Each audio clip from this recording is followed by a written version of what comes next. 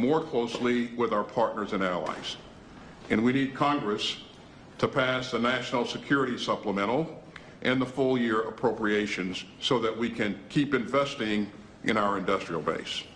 And I appreciate everyone here and your support to make the President's executive order a reality. These initiatives will promote competition and revitalize our defense industrial base to keep America safe in the 21st century. Thanks.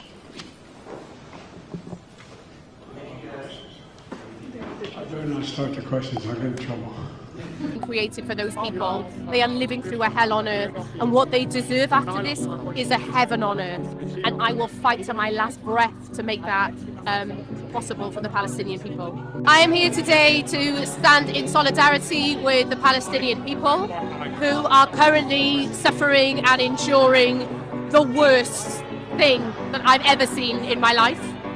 I am deeply pained, moved by the suffering that I'm witnessing coming out of Gaza every day, but also the love that I'm seeing coming out of Gaza every day. That really is the thing that is breaking my heart into a million pieces, and also the thing that makes me feel so motivated to be here today and to risk whatever it is to risk being called an anti-Semite, or those are the sort of slurs that are often. I'm going to read, I'm afraid. Thank you to the Academy for this honour, and to our partners A24, Film for Access and the Polish Film Institute, to the Auschwitz-Birkenau State Museum for their trust and guidance, to my producers, actors, collaborators. All our choices were made to reflect and confront us in the present, not to say, look what they did then, rather look what we do now. Our film shows where dehumanization leads at its worst. It shaped all of our past and present. Right now, we stand here as men who refute their Jewishness and the Holocaust being hijacked by an occupation which has led to conflict for so many innocent people. Whether the victims of October the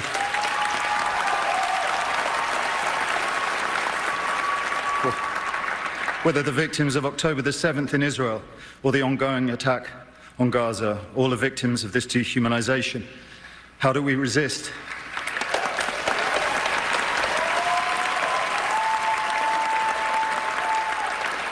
Alexandra Bistron Kaladziejczak, the girl who glows in the film as she did in life, chose to.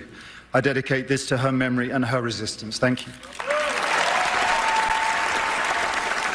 The U.S. has released an intelligence assessment. This happened just yesterday, which sheds some insight, I think, into some of the political maneuvering, maybe less so the actual reality of the Netanyahu coalition and its strength in Israel. Let's go ahead and put this up on the screen. So this intelligence assessment, called the threat assessment, raised doubts about whether or not Netanyahu could stay in power. As the CIA director said, a hostage deal was the most practical way to halt, at least temporarily, the war in Gaza. That threat assessment says that Netanyahu's right-wing coalition, quote, may be in jeopardy. Here's specifically the language in the report. They say distrust of Netanyahu's ability to rule has deepened and broadened across the public from its already high levels before the war, and we expect large protests demanding his resignation and new elections. Quote, a different, more moderate government is a possibility.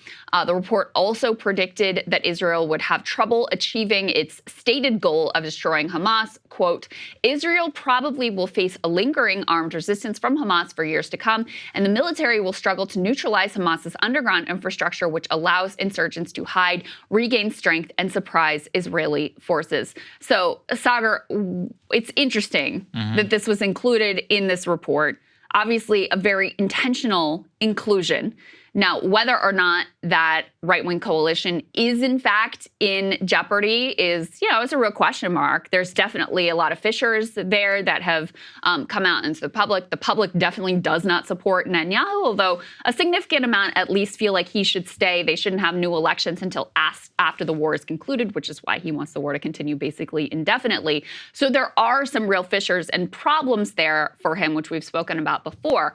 But what I took more note of is just the fact that this was this sort of like shot across the bow from the Biden administration to express their displeasure with Bibi.